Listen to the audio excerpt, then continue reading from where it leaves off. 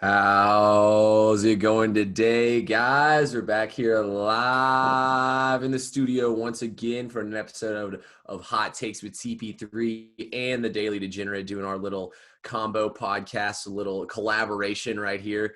Me and Cohen back at it once again together, guys. Cohen, before we get things going, why don't you guys say what's up to the people? Let them know what's good.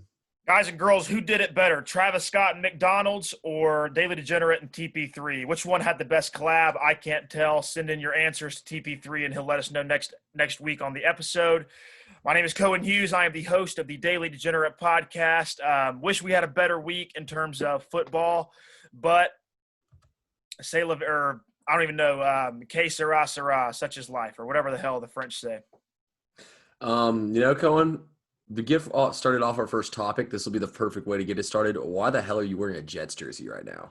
Thomas Penland, I am wearing a Jets jersey because if I had worn a Falcons jersey in this apartment, I was scared the fucking cat was going to roast me. I have been getting shit for the past 72 hours, dude. I'm talking about because me and you have a lot of friends who don't live in Georgia and who don't live in Atlanta. I have friends who live in Long Island, New York. I have friends who live in Lexington, Kentucky. I have friends who live in California. I have friends who live in goddamn St. Louis.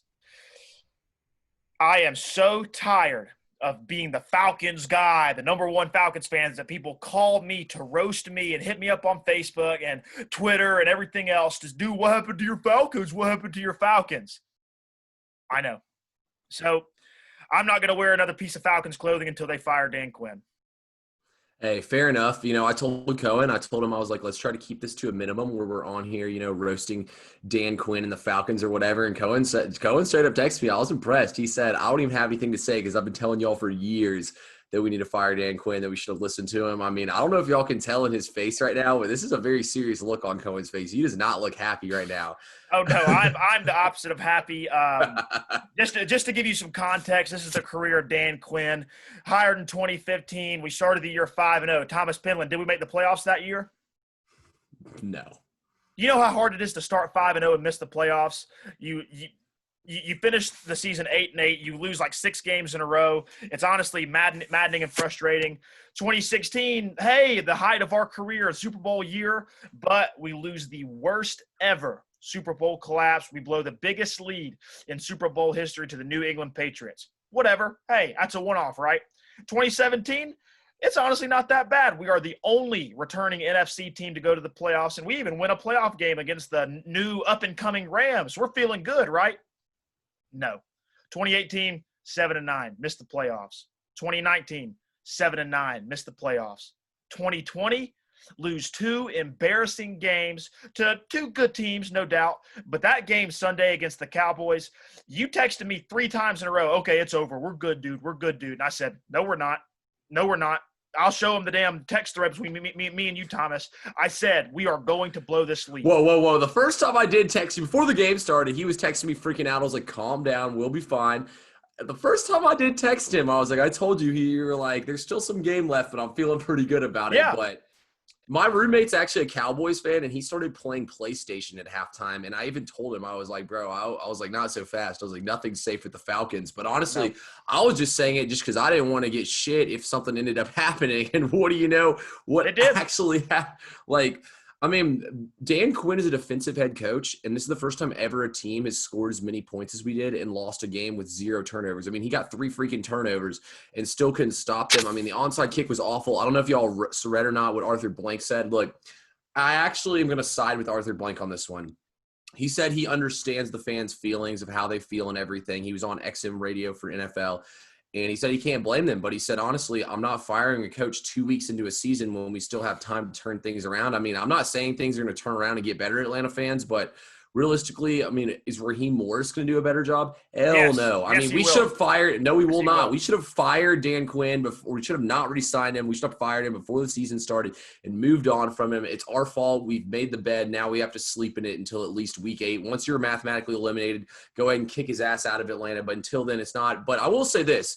I will give him a tiny bit of credit for at least taking his player's side with not recovering that onside kick. I mean, he said they knew damn well what to do and they didn't do it. But I mean, he kind of took their side a little bit and defended them a little bit. So, I mean, you can give him a little bit for that. But I mean, Thomas, he it's called a pathetic. timeout before the fucking kick to get the formation and get the rules right. He called a timeout I before the know, kick. I He know. threw Trust me. chances at it. I mean, All right, two honestly, things before we get off of Dan Quinn. I'm fucking tired of talking about him. Number one, what is Dan Quinn outside of defense, which is absolutely embarrassing? What is Dan Quinn's number one calling card? What is the thing that he says? If we do this, we will win the football game. I have no idea. A turnover margin. We won the turnover margin, what, 5-0, if you include turnovers on downs? And you lose a fucking football game if you win the turnover margin 5-0, score damn near 40 points? Nah, you got to go, G. You're done. It's whatever. Hey, trust me, he will not be employed very soon, Cohen. We just got to wait it out, and we'll be fine. Trust me. All right, let's move to something that's actually, I mean, I guess not a little bit more. The last thing. Dan Quinn, since the Super Bowl loss, has a combined record, including the one playoff win, of 25-27. He's tainted. Boys got to go. See ya. Hey, I mean, at least he's not as bad as Adam Gase is. How Adam Gase is still employed is beyond me. But I don't anyway, know. I don't know. Let's just be honest in general, Cohen. Not only for me and you, but for the entire NFL, week 2 was pretty much an awful week. We saw probably the most players I've ever seen in a week of NFL get injured.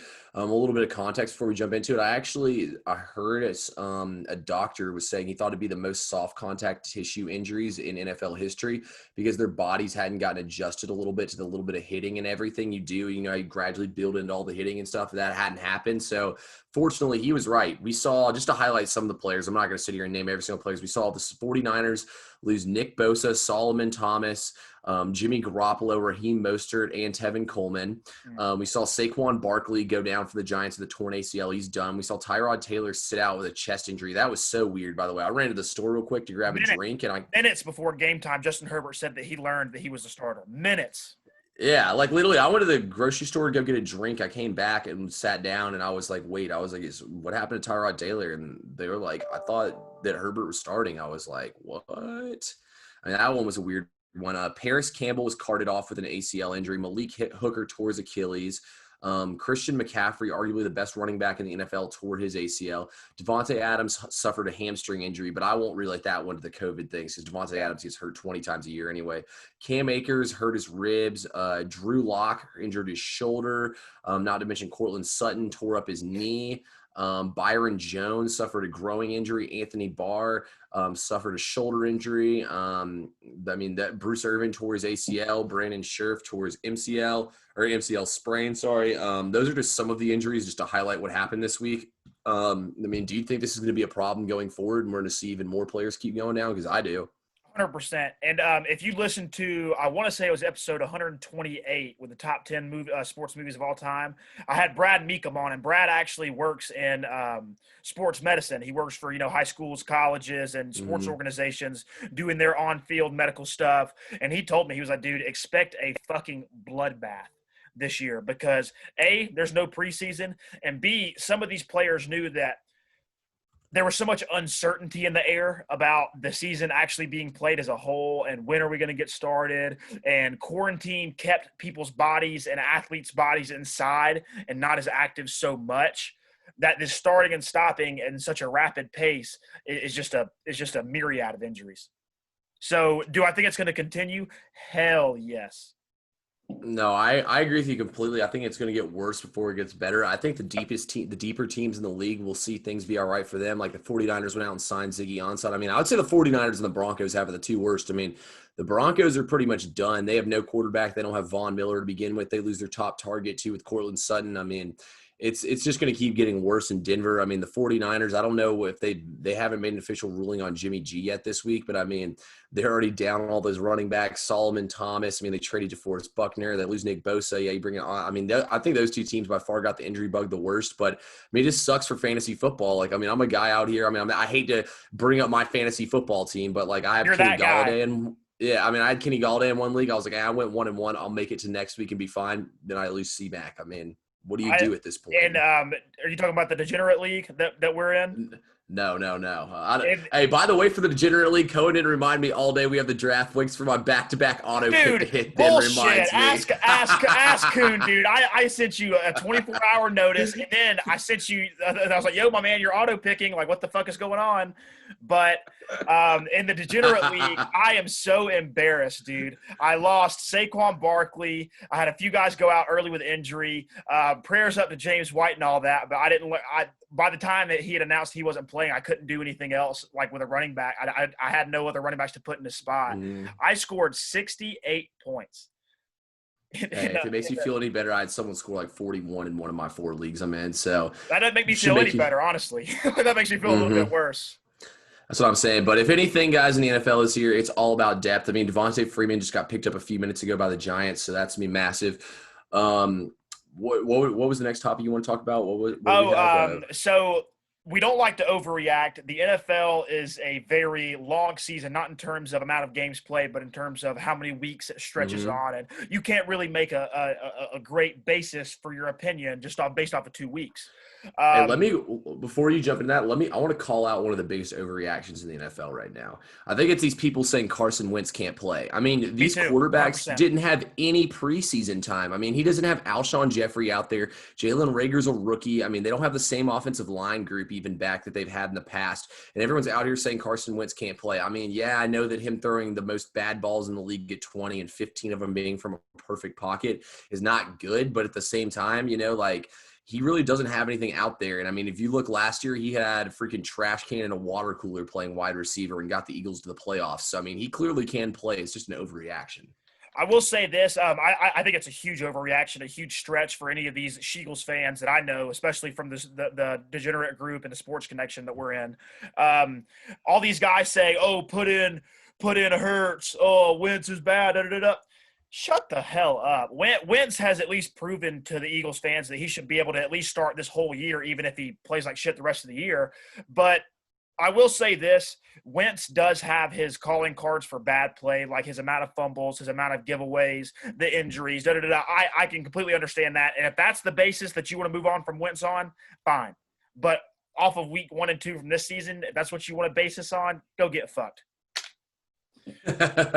But the whole topic of overreaction is some teams like the Chicago Bears want to say that they're world beaters now after becoming 2-0, and some teams like the Eagles and the Vikings and the Falcons and whoever else you want to say that we're down in the dumps after being 0-2. This is only 1/8 of the season. Everybody calm down, take a deep breath. Let's get to week 3 and see how we played then.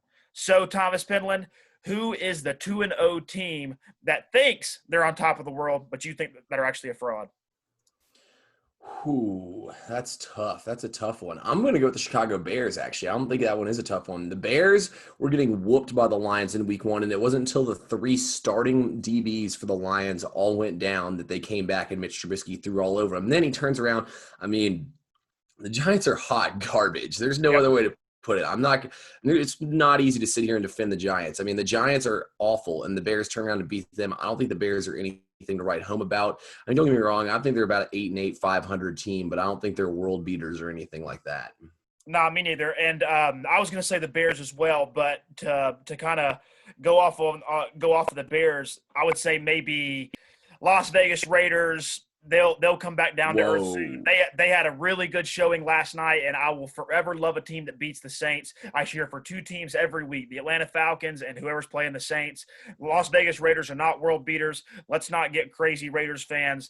The new stadium's nice. John Gruden's nice. Derek Carr played really well in the red zone, but let's not get ahead of ourselves. I'm going to say not so fast on that one. I picked the Las Vegas Raiders to make the playoffs, and I believe in this team. John Gruden can do a lot with nothing. I mean, people forget last year they were 1 game out from the wild card until the last 3 games of the season when they lost all their players pretty much and had everybody moved to the IR and missed the playoffs. I will say this, though.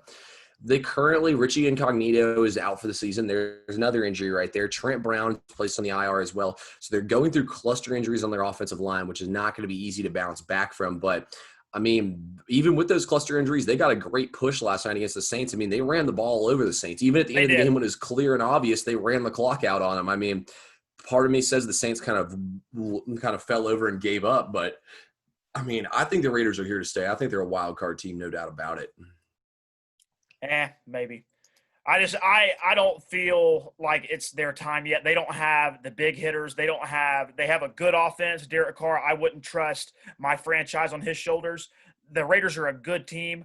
I don't think they should be celebrating the Super Bowl after being 2-0. I've seen a lot of Raiders fans going crazy. Let's pump the brakes, Raiders fans.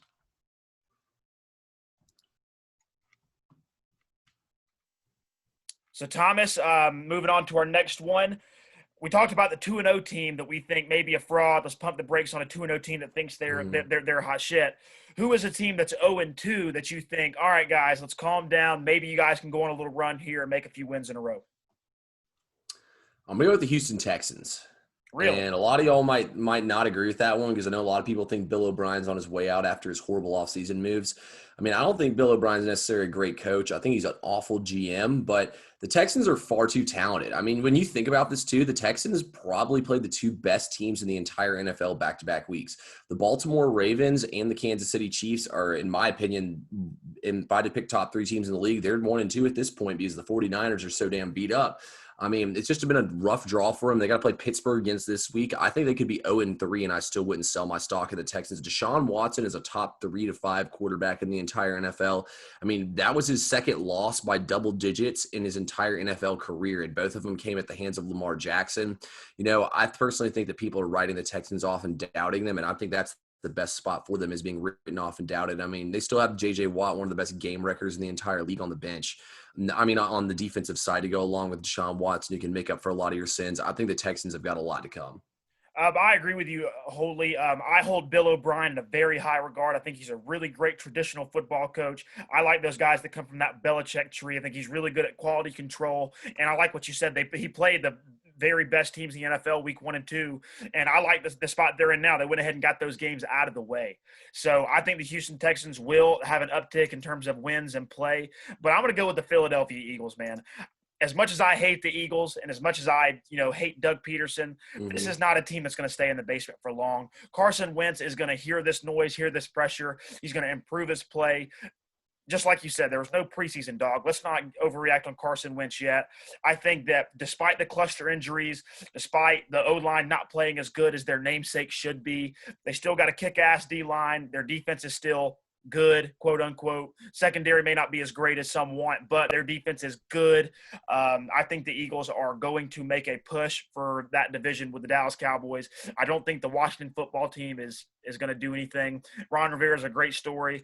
I still to this day like the Philadelphia Eagles to win the division. I like Dallas to win the division, but I do agree with you. I mean, when you look at that for the Eagles, they're 0-2, but both teams, they're only one game back from being back up in first place, so I don't think it's time to panic at all in Philadelphia. No. I mean, you still have a talented team. You got a great head coach in Doug Peterson. Like you said, I mean, it's not like Carson Wentz can play any worse than he has so far. And honestly, I mean, that was a terrible spot for him against the Washington football team. That was a team that was motivated for Ron Rivera in that story, and they have a great defensive line. And when you have offensive linemen, you have cluster injuries on that O-line. When you have a defensive line with 4 first-round picks and a Hall of Famer and Ryan Kerrigan, and there's your sub-in pass rusher, it's never going to be an easy task taking him on. So, I agree with you, man. I think Philadelphia is going to get better, but I mean, let's put it this way. I think 8-8 wins that division. The NFC East seems to be kind of that way every year, and I can see it being the exact same way this year. Kind of like the NFC South is. We all beat up on each other. We're all going to split, so let's not overreact in the first 2 weeks. Thomas, before we get out of here, in terms of this year compared to in years past, I think rookies look a whole lot better than they have. And there's been more triumphant rookies that have looked really good this year than in years past. Who has been your favorite rookie in terms of who do you think has looked the best? That's a tough question. Honestly, I'm going to go with Joe Burrow. The fact that he dropped back and threw the ball 60 times last week and still took care of the ball. I mean, honestly, the thing I like the most about Burrow is on third downs, he's not scared to pull the ball down and run for that first down and pick it up. He's showing teams that he can be a dual threat quarterback and that he can do more than just sit in the pocket and throw the ball. And honestly, he's a horrible offensive line. So it makes things a little bit easier on him too with that terrible offensive line. I was super impressed with what I've seen out of Burrow so far. I mean, outside of a few dropped passes and a few things that didn't go his way, Joe Burrow is 8 points right now from being 2-0. He put his team in a position to be 2-0, and that's something to be said about the Cincinnati Bengals. My favorite rookie so far, this is not going to be a very popular pick, Jets, Jets, Mekhi Becton. Oh, my God. Go and watch Brian Baldinger's breakdown of some of his film against Nick Bosa. Nick Bosa only played 14 plays, but Mekhi Becton had him wrapped up. That is going to be the best tackle in football. I love me some Mekhi Becton. Let's go, son. Yeah, he actually had the highest grade out of all rookie tackles on Pro Football Focus this week, so it's a good pick right there. And I like how you picked him, too, because you're wearing your Jets jersey. Jets, Jets. Not going to lie, though, if I knew we were doing a video this week, I definitely would not have worn this Falcon shirt. I just kind of threw it on after the shower. I wouldn't be caught dead in a Falcon shirt this week because – I feel like I'm going to get eggs thrown at me. Like, no shit. Like, I feel like I live in New Orleans right now, and I'm wearing a Falcons jersey. The apartment maintenance man was saying shit to me whenever I walked outside of my car earlier. I'm just not doing it. I cannot do it. Hey, you know, the funniest thing about it is actually I had a couple of Jets and Giants fans call me on Sunday and make fun of me for the Falcons. And I literally said, dude, I wish we could play y'all 16 weeks a season because we would make the playoffs. That's how bad y'all are. And they were like, Falcons. I was like, y'all haven't done anything. He said to me the Giants won the Super Bowl. And I said, yeah, what's that doing for you lately, buddy? To be honest with you, that I have a love-hate relationship with that argument. Yes, I would pull it. If the Falcons had won a Super Bowl, I would pull that all day. But it's really a dumb argument. Like, that was so many years ago, and that was so many generations in terms of your team, in terms of team turnover. That was so many years ago on that. But to play devil's advocate, I am so down on the Falcons because we deserve it. We deserve every bit of ridicule that we get. That was an embarrassing game on Sunday. The Super Bowl was even more embarrassing, but it wasn't. It didn't beat it by much on Sunday, and it only hurts that it was to the Cowboys. Worst fans in football. I hate them to death. Yeah, I'm not gonna lie, it hurts. There ain't no better way to put it than it hurts. This is medicine that just does not taste good, and it doesn't do anything for you. Thomas Penland, I'm done if you are. Yeah, I mean, I honestly don't have nothing left to say. I'm not going to lie, guys. I mean, at the beginning of the week, at the beginning of the season, you don't want to go too crazy on these kind of reaction podcasts after NFL Sunday stuff. Just you don't want to overreact to anything you've seen, like me and Cohen have been saying. Like, around week 4 and 5 is when you can really start to question things. And once you get to that week 7 and 8 area, that's when you can take a definitive position on everything. I'm just going to say this, though. Those of y'all that rode that Josh Allen to win MVP with me, man, am I feeling good about that one so far. I wore my Josh Allen jersey in my previous week 2 pick'em episode, so I couldn't wear it two episodes in a row. I was going to for you, but I couldn't. I wish you did, honestly. Yeah. I didn't want to send out the vibe that I'm unhygienic and don't be washing my stuff before I wear it twice. Hey, fair enough. That's why next time you got to give me more of a forewarning before we start doing the video, just so I don't. What is it with you in my warning? The fantasy draft, today's video. My man, be prepared, Penland. Be fucking prepared. Hey, well, like we said our feel for this episode. We appreciate everyone tuning in. Follow me on Twitter at TP3Wins, Instagram at TP3Bets. I've actually profited back-to-back weeks on the NFL. Won 9 units week 1, 3 units this week. And if Mike Davis knew how to run out of bounds, it would have been 7 units this week. So there you go. Ladies and gentlemen, you can follow us at TDD Pod on Instagram and Twitter, at Cohen Hughes on Instagram, Cohen Hughes on Facebook, and follow me and Thomas on the Action Network. That is where you get all of our bets in real time. You don't place bets on the app, but you track your bets. Like, let's say that you had Falcons money line, which is a dumb bet, but you would do Falcons money line, $100, whatever, and then it would do a green light if you're projected to hit, red light if it's projected not to hit, and then at the end of the week it gives you your numbers, what your record was, how many units you're up or down, and then it kind of organizes all that stuff for a full season, so it's easy to see your numbers and see who's making money and who's not. So give us a follow on there. I'm the Daily Degenerate. I think he's Hot Takes with TP3 on there on the Action Network. Yeah, okay. So give us a follow on the Action Network free app. It's really cool to use. I like even using the live scoring feature for that one because I think it updates quicker than ESPN does. So I like actually keeping track of games on there and keeping track of my own numbers. So, ladies and gentlemen, this has been the collaboration between Hot Takes with TP3 and the Daily Degenerate Podcast. We will be uploading this video. Hope you watch it. Hope you enjoy it. Everybody have a blessed week. Say some prayers for Falcons fans, bud, because we need it.